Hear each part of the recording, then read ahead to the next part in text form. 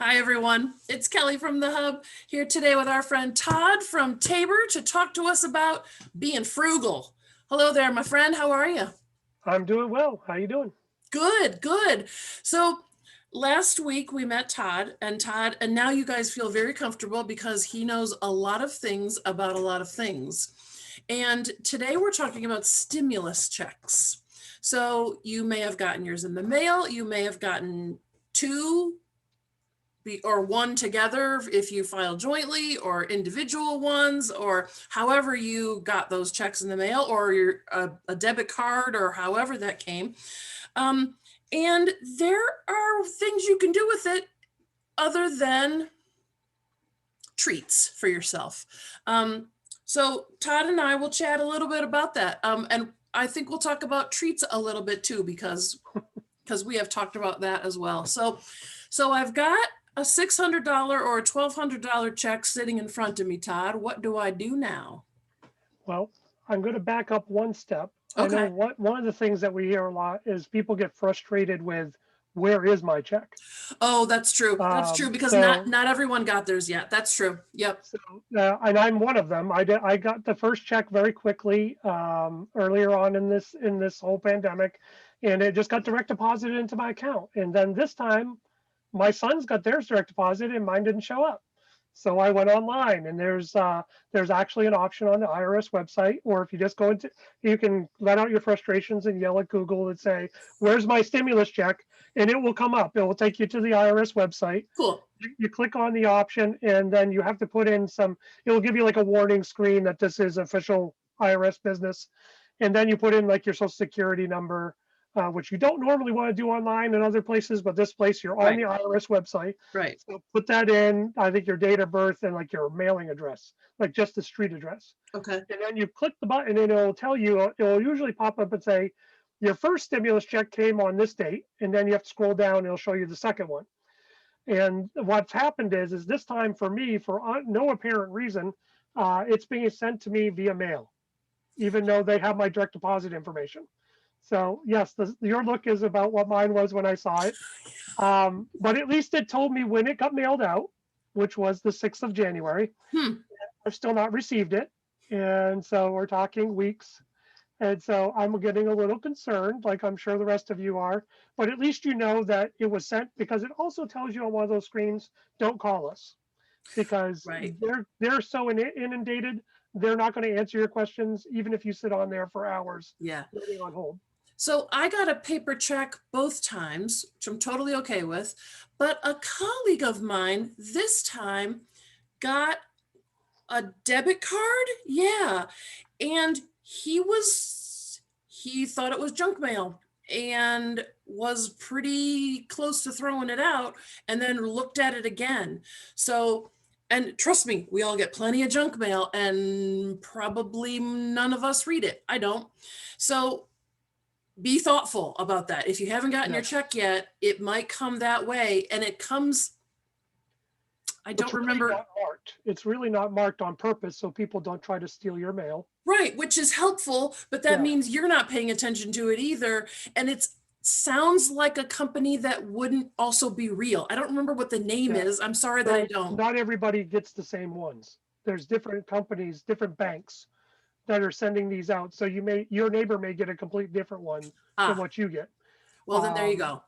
Supposedly it's supposed to be from geographic areas, so everyone in this area should get the same carrier, but Hmm. that's not always the case. I know, like, I have two elderly neighbors that did receive them the first time as a card, and then I did was I helped them go to the Santander Bank ATM and help them use them, because they said, well, we won't do it on our own, we'll just throw it away. I'm not dealing with that on my own. Yeah, So I helped them out. The problem is the ATM has a daily limit on how much yeah, you can take out, and a transaction limit. So I figured it out. It can do 300 at a time. yep. So in this case, we did two transactions, $600. There's your money. Theirs was 1,200 back then, so I had to do it multiple times over 2 days. So yeah, they were very happy because they didn't want to walk around with this card. They just weren't going to use it. Right. So everyone's going to look at different. If it was on a card, I would have been fine with that. But these older ladies, they were like, no, we're not going to deal with it unless it's cash in hand. So we Right. And got if it done. any of you out there have that same trouble, like send a message to us on Facebook and we will work with you to make sure that it gets to your bank, to how, like, to where it needs to go. So yeah, Yep. absolutely. So now Absolutely. once we say, okay, we figured that part out, we got the check in the mail. Yeah. The number one thing is with any of these stimulus checks, we didn't have to go out and earn it. We Right. didn't. We didn't have it per hours, or it's not different for each person. Everyone's getting the same amount.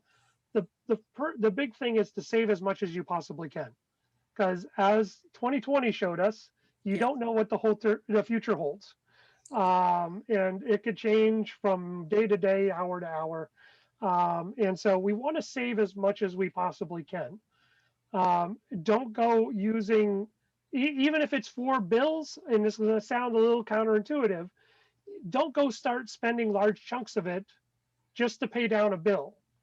I would reach out to that creditor, whether it's your landlord or it's your mortgage company, or some of my better ones, your credit card companies, your utility companies, your auto loan companies, and see if they have any type of assistance programs for you.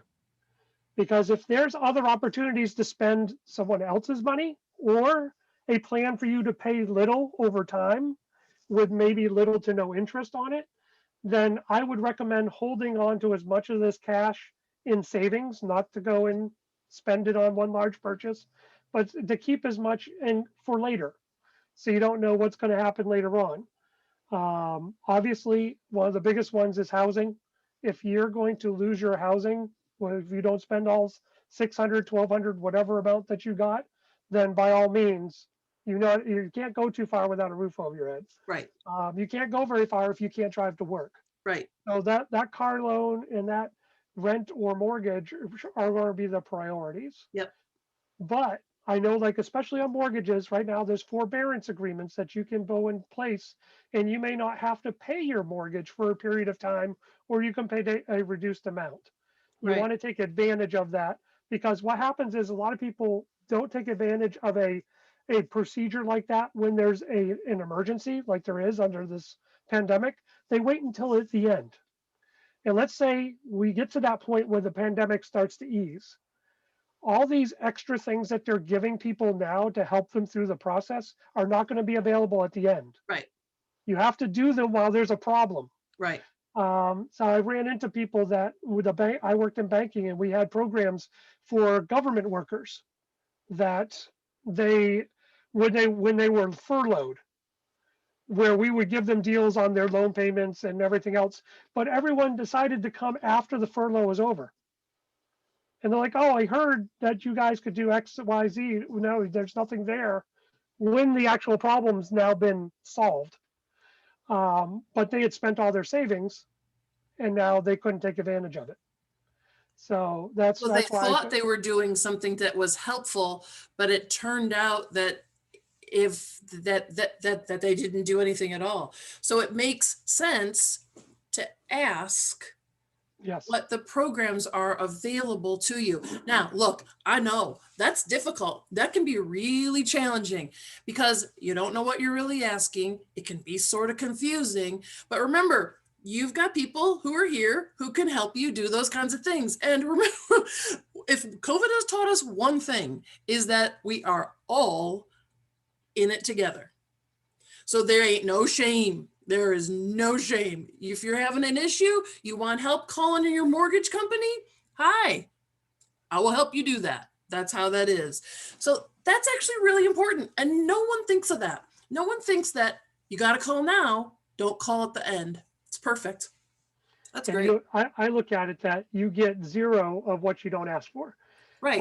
So Right. if you don't ask for anything, the worst they can do is say no. Right. That is the only thing. That's the only thing they can do.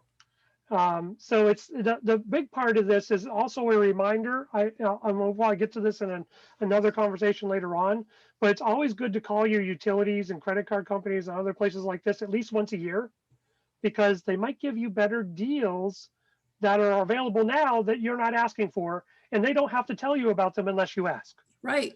So it's a reminder to call them as well. Another part, and I kind of try to stick to this. Don't start anything new. Like, don't get a new car payment or a new credit card or new this or that where money's going out if you're not sure about the income stability coming in. Don't start it just because you have an extra $600, $1,200. Oh, Yeah. I think I can afford it today. That's a little bit shaky ground there as well. But I also, because I look at it that no one likes to save unless you get something out of it. What's in it for me? Right. And so I say two things. One is treat yourself. Now, I got a little pushback when I had said this earlier to a newspaper reporter. They asked me, and I said, well, they should probably try to treat themselves. They're like, whoa, we're in the middle of a pandemic. People need to save their money, and people need to be paying their bills. They're not going out treating themselves. Now, in reason, like if let's say you get a $600 check, Right. 10% is $60. So if you take $60 and you buy your family a special meal that you normally wouldn't go and get, and maybe 60 doesn't cover it, but at least covers a part of it, go for it. Yeah. If there's something that, my shoes, I could use a new pair of shoes or whatever. I found out when I went out that I don't think a lot of people are buying like new shoes because they're not going out. I found really good prices on shoes in the last week for one of my sons. So it's one of those type of things that if there's something that you've needed, treat yourself to that within reason. Don't go spend all $600 or $1,200 on treating yourself, unless if you're everything else fiscally is there and you want to do that, more power to you. That's your right and your prerogative at that point.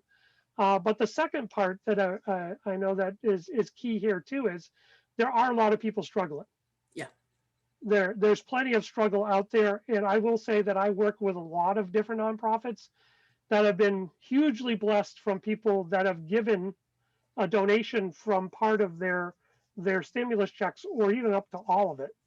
I don't think that's for everybody. Yeah. But I do think, again, if we do the 10% rule, if you want to give 10% to a local food bank or a local organization that's helping people in need right now, or your local church, there's a lot of different places you could do that. But find something that you feel passionate about and you can give a small donation.